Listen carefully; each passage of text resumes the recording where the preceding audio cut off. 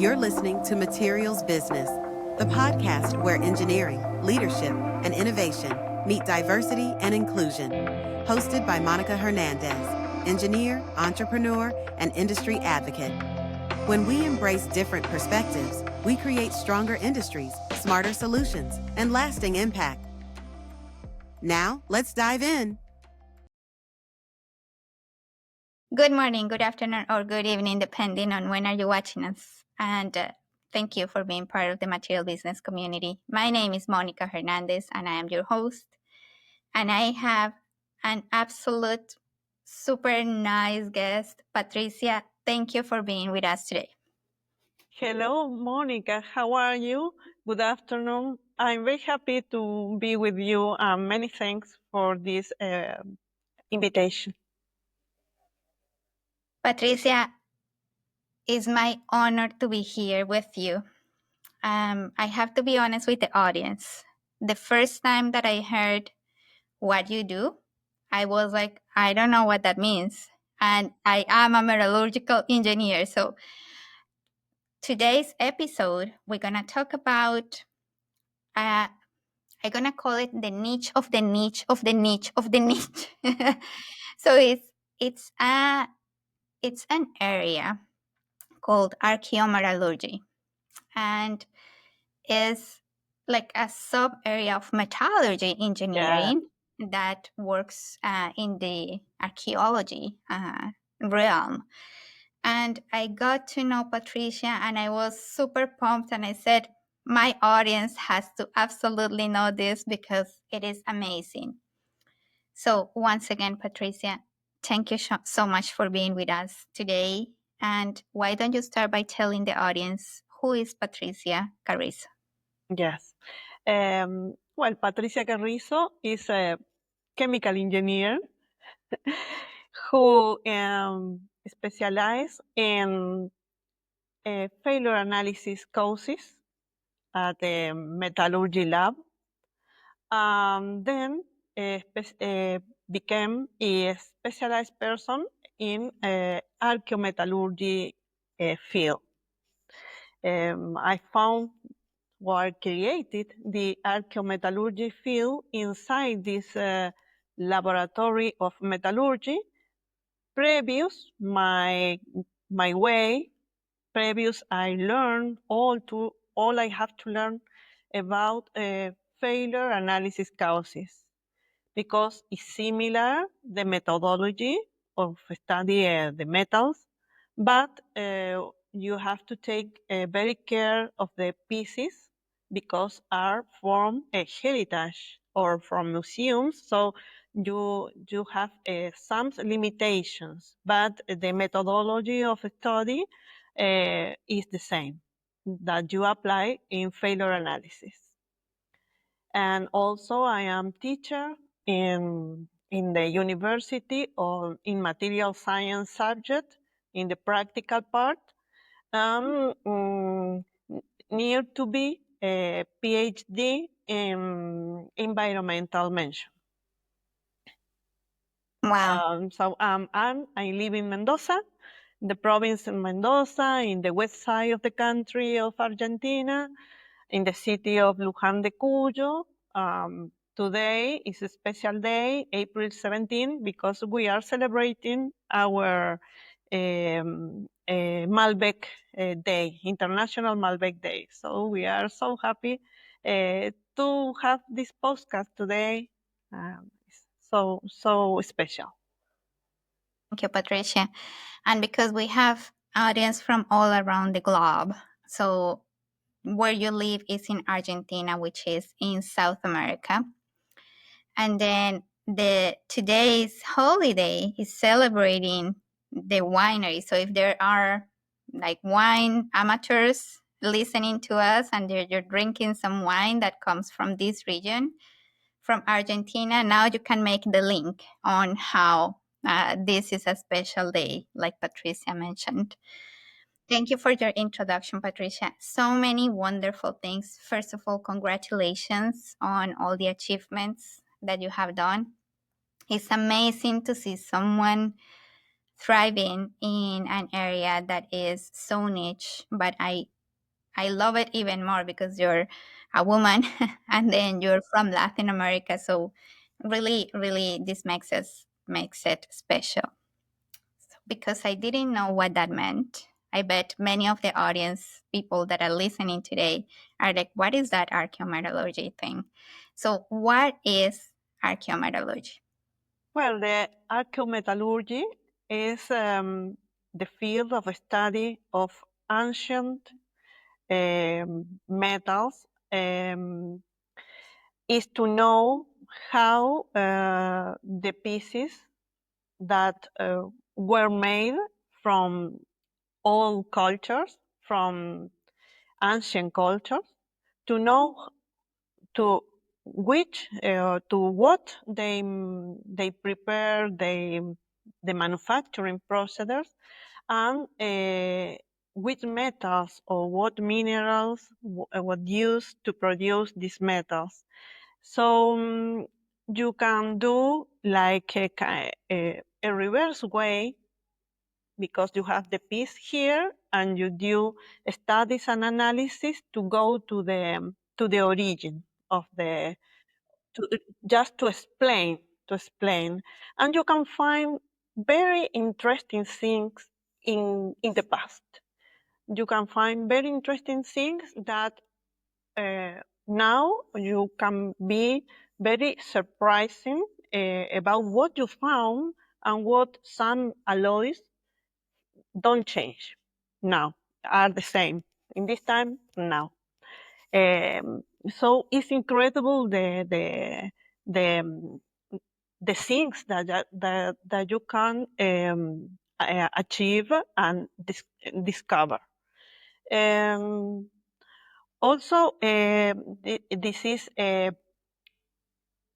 some say this is something also only for archaeologists, but it's not so for archaeologists, because the archaeology may have to study materials, maybe have to go into the science to learn to read, because always I say everybody could or can measure with equipment, take a sample, take measurement, and you have a variety of number, a data.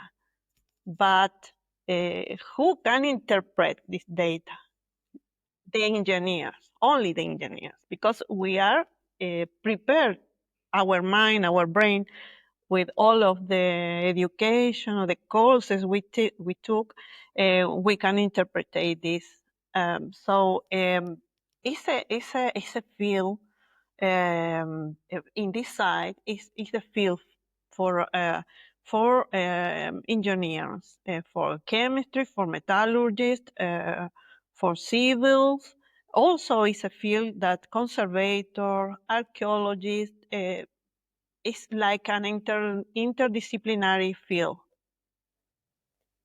because it's a sum of Multiple disciplines. yes. I have to And read history also when I prepare a paper. I like to put the people in context, the people, the reader who will read this article or paper. I like to give an introduction of history about the piece or the context, to put the person in this part of the history, and then begin to explain the technical part. So always it's very nice and very attractive to people, because when like you tell a little story, then you can drive them to the hard part, is the technical part. absolutely, absolutely. We are 100% on in line with that. So you mentioned that you can find very interesting facts. So about materials that were used many, many, many years ago and the materials that we use today. Can you tell us one of those that you recall that is like very interesting? Yes, one that was very interesting for me is there are many, but one I remember is I was studying pieces from the Mapuche culture. There are primitive people, like a tribe, uh, mostly for Chile, but they are sharing the place in the south, from the south of Mendoza and to the Patagonia, to the south of Argentina. They are sharing the places. The Los Andes mountain are their passage, and their interchange business. business. So I found these pieces were bringing to me by a group of archaeologists from here, from Mendoza. I was analyzing like tubes of the alloy copper and zinc. Is I don't remember in the name in English. The copper and zinc. Laton is in English. Is in Spanish. Laton. Um, and the alloy is I used to compare what I have in this chemical composition to what metal of now I can is similar or I can compare. Always I do this comparison. Um, Now this chemical composition is used in jewelry. Already is used in jewelry. Jewelry. Jewelry, in jewelry. So this make me so surprising, because they are tribes from before the Spaniards came to Latin America. So this makes me feel so surprising. So before the colonization happened, The colonization they happened. already knew how to merge copper and zinc and Yes, then make products, and they make this like necklace, big, necklaces. with a lot of things, uh, like a necklace with lot of many things here hanging out. And one of the cones of laton are, or the alloy copper and zinc, are the same. So they prepare it for the same use, jewelry. Also is the How same. wonderful is that? So imagine we have been doing that for so many years, and it's still an alloy that has the same usage. Yes. It's wonderful. And some there are things that maybe were doing in the past.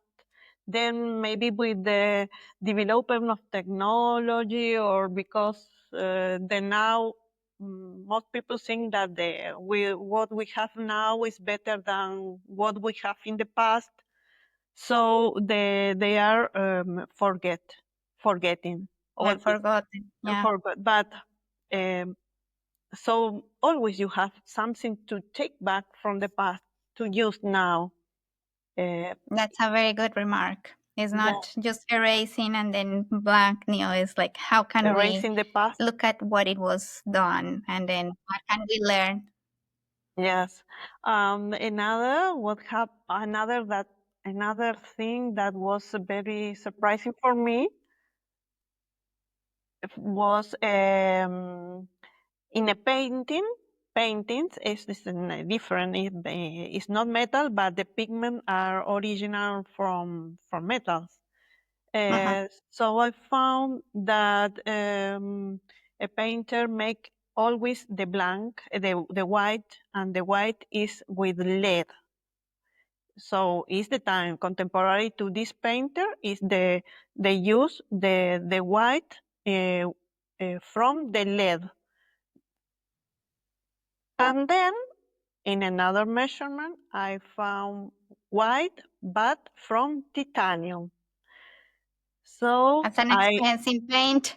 yes, so I know that they are hidden, these paintings, but in somewhere in the time, these paintings um, are put in value or are in exhibition because they use titanium, and titanium is contemporary. It's not, and the lead is for the time of the painter. The in 18th, in the 18th, more or less. So this helped me to this helped me to recognize that someone did a restoration in this painting because of the different white. Yeah, and they can't use lead anymore because it's Yes, not for yes, health and safety, yes, right? So they yes. changed to titanium, but then that made you connect the dots, and it's like, oh, this is reconstructed. Wow, this is such cool. You're almost like I don't know, the Indiana Jones, but with metallurgy. It's so In cool. the metallurgy field. Yeah. Yeah, it's so cool. Amazing. Patricia, I know that you have done a lot of things also on the academia, and then you have participated and published journals and books. Talk to us a little bit about that. Yes, in 2018, I have the opportunity to travel to a conference, one of the conference of the ASM in Columbus, Ohio was this one. But first to come there, I received the proposal from the Springer editorial to write a book. At the first time, I was I say yes. I'm very enthusiastic. I could and accept the proposal. Then after till in January 22, the book was published. And the book is Reverse Engineering of Ancient Metals. Uh, and this is the book. This is the book. There you go. We can see it now. Yes. Amazing.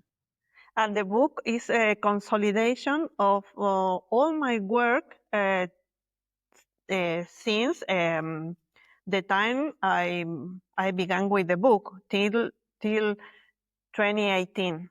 Then I continue study pieces, but this is all my work. This since I began with the archaeometallurgy are in this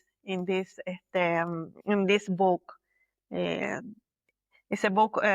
It's a book of theoretical chapter and also a chapter with a lot of study cases. So there is the Mapuche, the pigment about the painter, a bridge, coins, all the part of the railway, all of the pieces that I arrived to me to do studies. And also, um, I was invited to be the That's invited it now. invited editor to this journal, a special issue of Archaeometallurgy. With this journal, que es Metallography, Microstructure and Analysis from the International Metallography Society and ASM, together with the Springer editorial. And we make an agreement to publish an archaeometallurgy issue with them each 2 years. So the first one was in April 2023, and the next one is this year in August, will be published. And so many people from all over the world see this as an opportunity to publish their works. So I'm very happy to give this opportunity to. Amazing. Well, if there is someone in the audience that wants to take a look at this material, the links will post it down below. But also, this is a really good way of sharing knowledge. And the area that you work on, Patricia, is almost like a scientist with engineer, with historian, with like it has so many little pieces from different areas. It is fascinating. How many people are like you, like that do this kind of work? There You have are an idea? many. Yeah, there are many, but I don't. I don't know the number, but always are very few than engineering. That people in engineering field.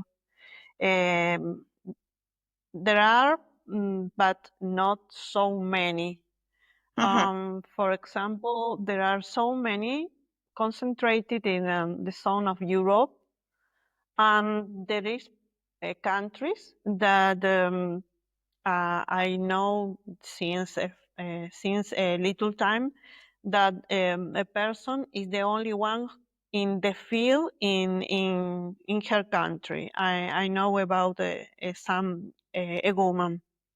In my case, I am the one in the website of the country. I am the one, and in the other part of the country, there are concentrated mostly in the big capital, Mm. but there are not so many people. Uh, Mostly because some is vinculated with some of the economic situation or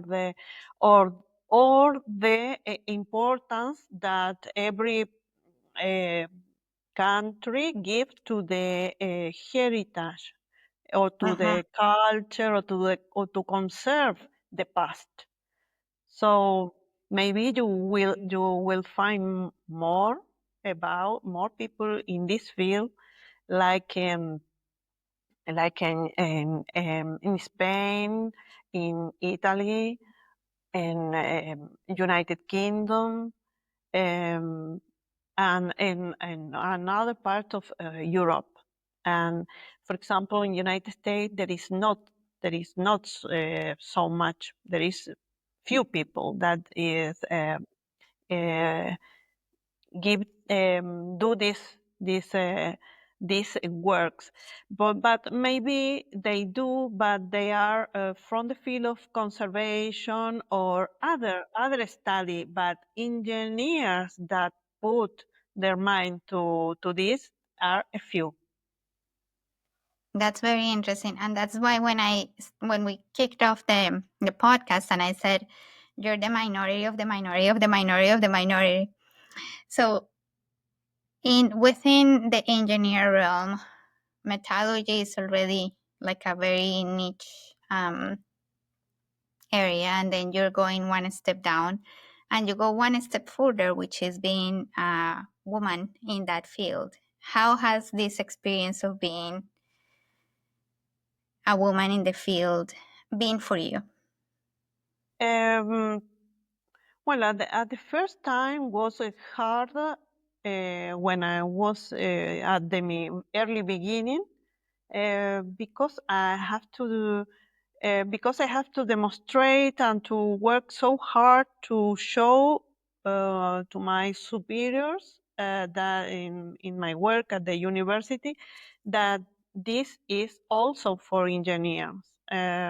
But were many years of working, and listening to from the superiors that this is not engineer. Go and work to the archaeologists. So I cannot say nothing because it's my work. They are my superiors, but I continue doing what I want. Inside of me, I keep on saying I will continue in this way and doing what I want because i- even if I am chemical engineering, I feel so attracted for metallurgy. And then I discovered the archaeometallurgy, and so I say, why not? So it's something to add to this place, to this lab, to add something to offer to the society, a service, for example. So then I have very good friends. One was Omar, who was a director of a museum from this city, from my place, and he value a lot what I do, and he began to give me pieces with permission, with all the the Protocol. yes, you cannot code, you have to take care of this, but all of this, and let me study this piece. He considered this piece is good for the study. I want to know more because with this we can do an event or something for the schools. Well, something he has in his mind. So give me a piece to study, and I gave him in return a technical article, and something that with not some so about of so high technical because he has to understand to then communicate. So little less high high language of technical to to him. So he can explain to the all the variety of audience he has in the museum. And then um, one thing bring another, uh, um, and came the opportunity to study an old iron bridge of here of Mendoza. So he asked me to study the bridge, just to study. Well, I study the bridge, always the same, give them the technical article, but in this time I decided to send this paper to a conference. So I sent to a conference in Chile, and I went there to be a speaker, to presenting this work. And then I don't know how happened. A journalist here made me an interview, um, and then he has to interview another person from the town here, and they are working on this bridge. They wanting to paint the bridge, the old iron bridge, and well, he asked about my phone and called me, and the next morning I have to be there in his office. This is another person, is an engineer that I know from when I was in the secondary school, but he don't remember me when he saw me. Yes, he said, "Ah, Patricia, how many years Uh, without see you?" Well, so I convinced him that I was study this iron bridge, and I say, if you paint again the bridge, they have a lot of layer of painting. Every government put its color. paint just on top of each other.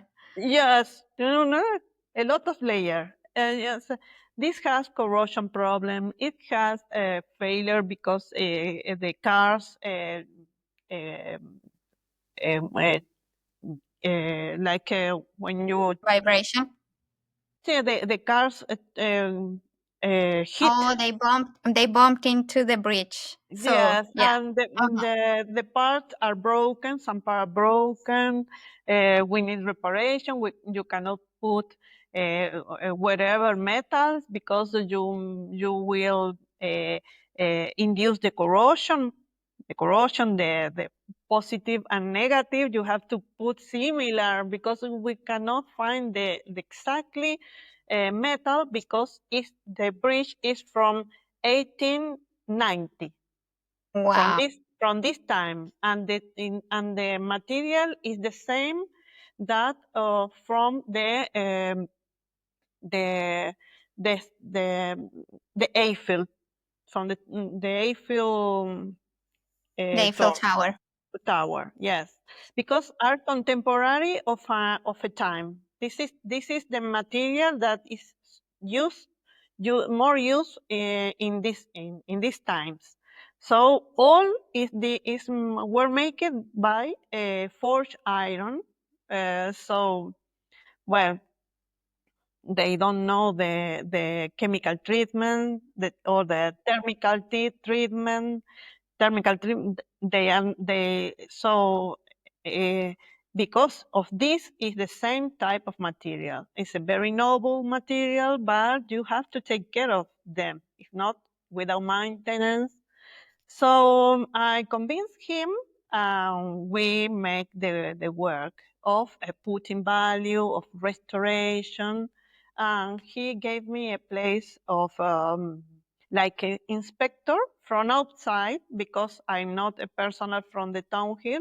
I am from the university, but so outside inspector and to do the protocol or how to do which material to use.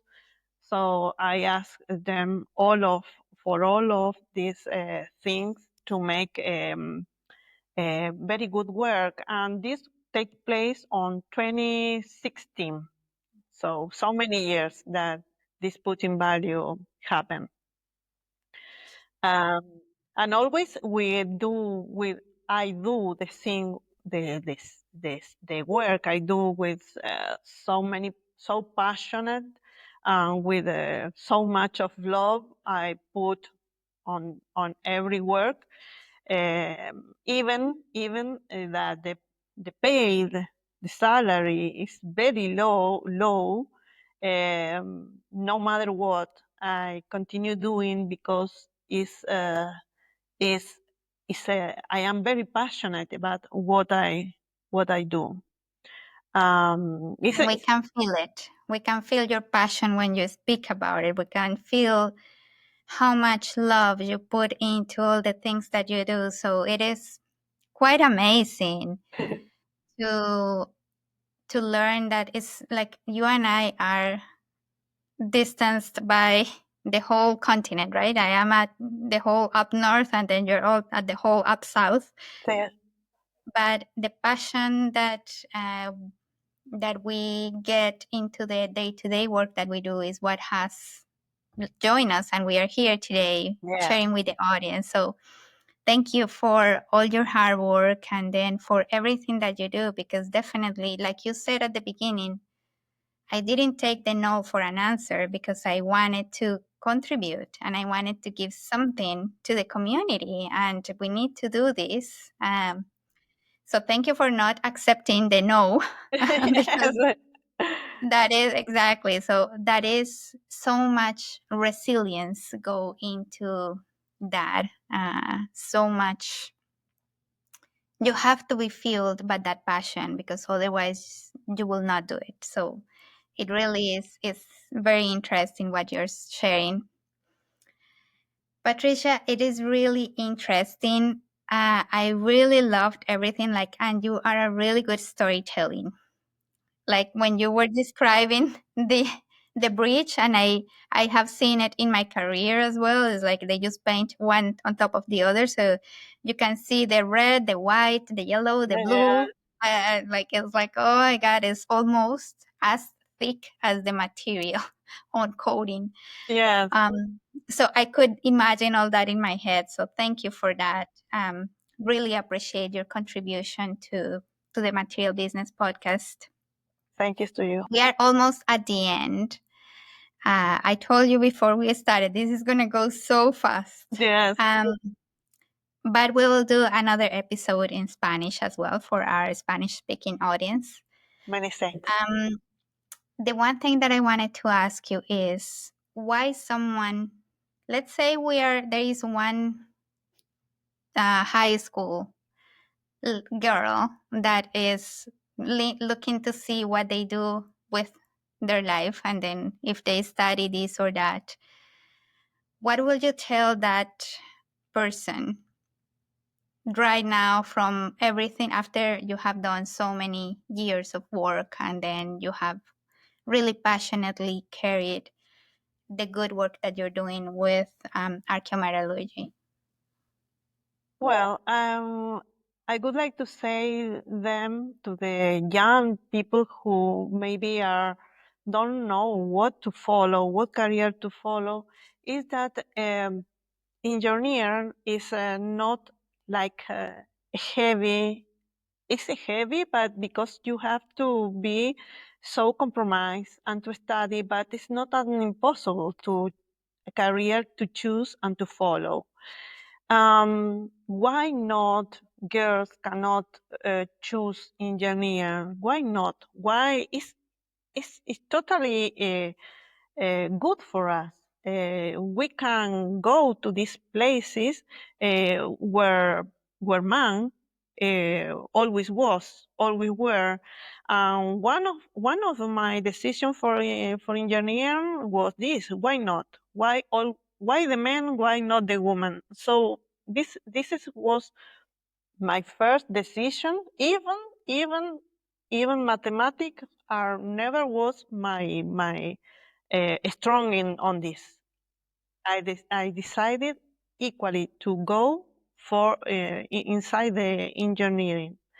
Also, if you are curious to the girls to know how the things were made or to know how the procedures is very nice to career to follow.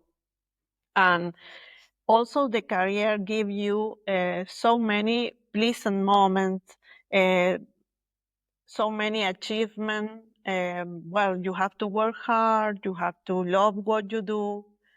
So then the harvest come because all return to us, even it's not in the classical way, but reconnection, uh, people that know you, share with you your feel, your passion.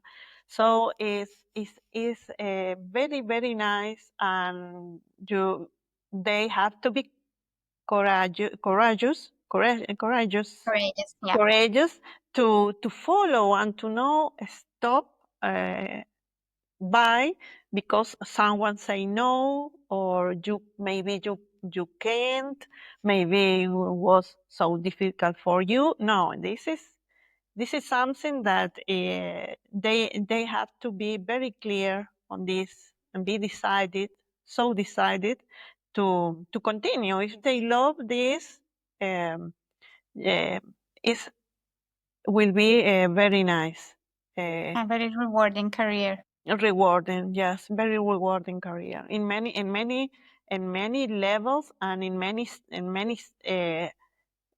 sense, very rewarding. Thank you, Patricia. I know that you have started to listen into our podcast, and then when this time of the interview comes, I normally ask the guest, why do you listen to the Material Business Podcast? Well, I was listening because it's nice to listen to another humans in other part of of the world that maybe it's not the same, but they have are not always the same, but similar challenges, and how they develop their career, and how one seeing the other and think that, like, I don't know, casually or causality, but things are interconnected, and they were doing this their way to achieve a place or to become an expert in same kind on same field or on some topic. Every time I listen to this podcast, I found something interesting, something to learn, something to also apply in my life, and this is inspiring also, because we are continue learning. Even maybe one can develop this thing, but there are things that one cannot already do. But if you listen, they are an inspiration for you too.